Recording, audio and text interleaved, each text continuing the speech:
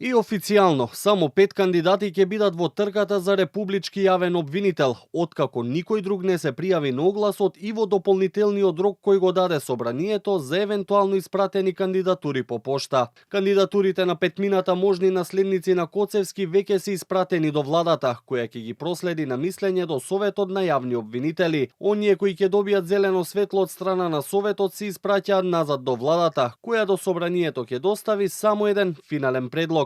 Универзитетскиот професор Гордан Калајџиев очекувал повеќе кандидатури, иако според него позицијата е сериозен предизвик. Мислам дека местото е предизвик и има доволно добри кандидати и во обвинителството и во судството, кои што очигледно се подготвени, да речем, да се фатат за овој предизвик.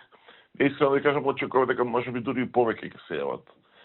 Се разбира, тоа воопшто не е едноставна задача во моментот, бидејќи знаете како е целиот систем е прилично